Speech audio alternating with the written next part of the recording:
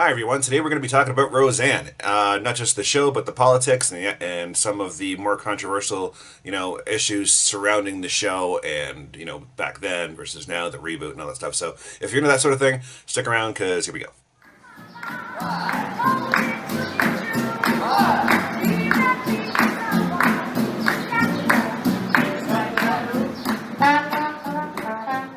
So for those of you that are around my age, you might remember Roseanne as being one of those hard-hitting, no-nonsense type of shows. Despite some of the heavy politics and controversial issues surrounding the show, they always found a way to find their way into your heart, which is wonderful. This is what a show should do. Now, Roseanne was a pretty raunchy show, but it wasn't the most raunchiest show on television at the time. I don't understand it. I was a size 6 before aerobics class. All that jumping must have expanded my foot. And I see you must have fallen on your butt a time or two.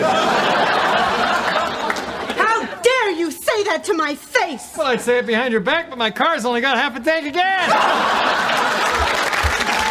To me, Roseanne was the happy median between the outright raunch of Married with Children and your average, family wholesome program. Roseanne was a grim reminder of real family matters, filled with the harsh realities of life and some of the more pressing political issues, even back then.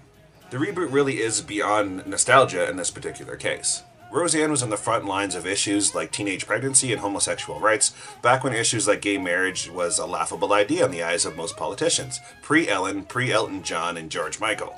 When the rest of the world was scoffing at the very idea of gay rights, Roseanne was rushing forward, balls out, right into the fight.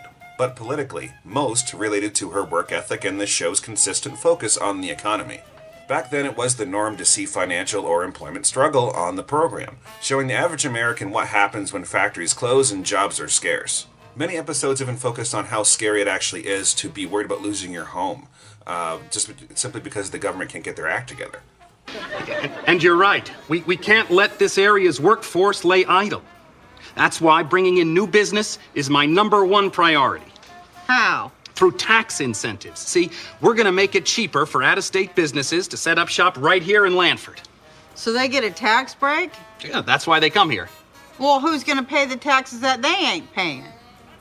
Well, you will, but you'll be working. Good, steady employment. Union wages? Well, now, part of the reason these companies are finding it so expensive to operate in other locations So they're going to dump the union so they can come here and hire us at scab wages, and then for that privilege, we get to pay their taxes. Is your husband home? Well, he's on the phone trying to keep us from losing our house. Hey, let's talk about that. See, we're broke. I can't even afford to go buy groceries unless it's double coupon day. Many could relate, as despite popular belief, Bill Clinton did some real economical damage to the country at the time. Of course, you never actually hear that from the Clinton campaign. Yeah, they're blemish-free as far as they're concerned, right? Now, the show was released on ABC, surprisingly. The same show that canceled Last Man Standing due to their conservative views. So why would they cancel one conservative program, a show realistically replicated from the past, only to bring back another? Well, first of all, the Roseanne reboot is happening post-Trump, and ABC doesn't have to answer to the Clinton campaign, like Tim Allen had to. He is opening doors for women. Just like Hillary Clinton. No, Hillary better knock. Make sure Bill's got his pants on. Tim Allen rubbed Hillary the wrong way, and may have played a hand as to one of the reasons why Hillary Clinton lost the campaign in the first place, and hell hath no fury like a woman scorned. For more information about Last Man Standing and why it was cancelled, click here. Now, it seems that Trump has inspired the masses of Hollywood, as celebrities are now beginning to see their popularity as the perfect campaign strategy. We now have celebrities from all walks of life now coming out of the shadows and focusing their popularity on politics. We have Dwayne "The Rock" Johnson, Oprah, and yes, even Roseanne. That's right, Roseanne actually ran in the last election, if you didn't know that. Just this once, we'll do the right thing. Just this one time, please. That's why my prayer is, just this one time we would. Don't listen to these fucking paid leftist, fake left assholes. They're full of fucking shit. They're anti-union. Her approach actually is quite brilliant when you really think about it, and if you have an eye for politics and are able to see the strategy that she's using right now. One of Trump's key attributes, though leftists may have seen as a flaw at the time, is his raunchy attitude. To most conservatives, he represents a real person. People are tired of this fake politician bullshit. These politicians, Hillary Clinton's biggest problem was pretending that she didn't do anything wrong. She lacked complete accountability. Okay, and that's what people are sick and tired of. They want someone that's out, and out front about their bullshit. Very important to understand. I think Americans really show their ignorance when they say they want their politicians to be honest. What are these fucking cretins talking about? If honesty were suddenly introduced into American life, the whole system would collapse. No one would know what to do. Honesty would fuck this country up. And I think deep down Americans know that. That's why they elected and re-elected Bill Clinton. That's why.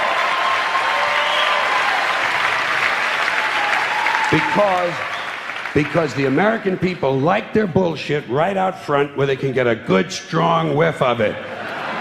Clinton might be full of shit, but at least he lets you know it. Dole tried to hide it, didn't he? Dole kept saying, I'm a plain and honest man. Bullshit.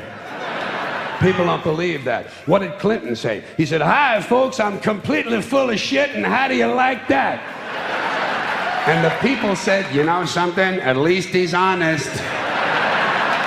But anybody that has studied the arts would know that making something relatable and appealing are the flaws in a human being. So the next time that we see Roseanne is on the Rubin Report. Here she is cussing like a sailor and revealing some harsh truths, letting the world see the exposed human being inside of her, which both conservatives and liberals can really relate to. Roseanne's goal seems to be meeting the happy median, making everybody happy, which is wonderful, but make no mistake, she is running for the Conservative Party. Back when Roseanne was steadily on the top list of most watched programs, her views were considered liberal. This is not a switch of political views in any way, shape, or form. In fact, this best shows just how left-leaning the political party truly has allowed themselves to slip. Leftists these days are extremists, and conservatives now range much broader than ever before, stretching themselves from the far-right extreme all the way to the on-the-fence Trump voter, just because the alternative is insane. The left is now dying a slow and painful death, and you can thank Hillary Clinton and her divide and fail to conquer campaign for that. But out of the ashes of the most brutal election in American history, we now have a chance to level the playing field. You leftists out there that voted for Hillary Clinton just because it's time, or more bluntly, simply because she was a woman, you can vote feminist-friendly with Roseanne. But according to the hierarchy of the left, I think it's safe to say that we know who you're voting for. Oprah is higher on the victimhood scale on more than one level. Not only did she heavily endorse Obama in the first place, but she is also a black person, and she's a woman, and once upon a time, she was fat. That's 3 different victimhood statuses over Roseanne's whiteness.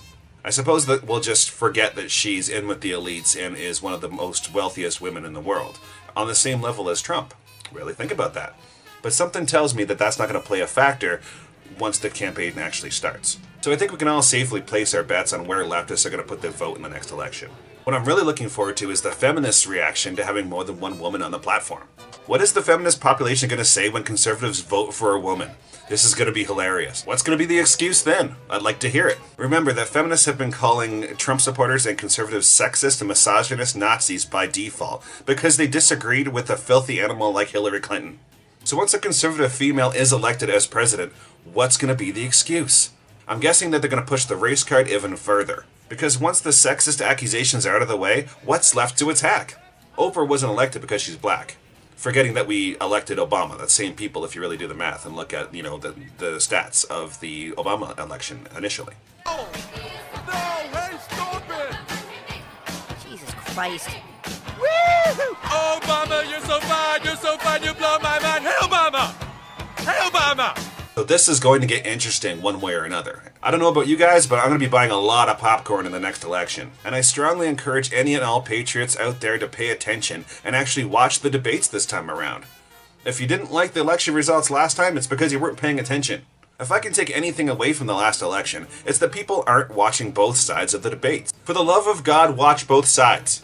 Stop with this one-sided shit, okay? If you really want to get down to the meat and potatoes of some of the biggest problems in the country, watch both sides. So many people out there voted without actually knowing who they were voting for.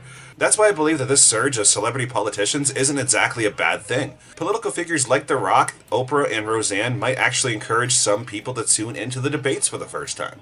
Remember that there was more people tuning into the Roseanne reboot than there was the Oscars this year. Very cool. Leftist extreme views are dying, and more people are beginning to wake up to the bullshit feminist ideals of the Hollywood elite. People are so damn tired of it that cable and commercials are slowly becoming a thing of the past. More and more people are switching to streaming companies, and if Netflix continues to play the same political games as these networks, they can kiss their company goodbye as well. That's the next step for Netflix. The people have spoken, and they're clearly saying fuck off with your biased political agendas and views, and we're not going to stand for it anymore. So let's make this interesting. Let's do a poll. If you had to choose right now between Roseanne, Oprah, The Rock, or Trump, who would it be? Comment your answer below and we'll do a tally before the next election. This is going to be fun. Personally, back in the day, I would have taken Roseanne over Trump any day. But now that Trump has eliminated ISIS, brought steel back for American workers, and brought back the economy, and countless of other attributes, that's a little questionable now. I'm quite confident that I'll be on the fence between Roseanne and Trump. If you like this video, please spread it around social media and, tweet it, Facebook, whatever. Don't forget to slap that subscribe button because I'm doing 2 videos a week nowadays, and it's going to get more and more interesting as the election approaches. If you're an avid reader or you have a friend or family member that is, check out thebookofneophyte.com. You can check it right there. That's my best-selling book. They have a sequel coming out soon. You can check that out too. That's all I have to say for today, guys. Thanks a lot for watching, and enjoy the rest of your weekend. Take care.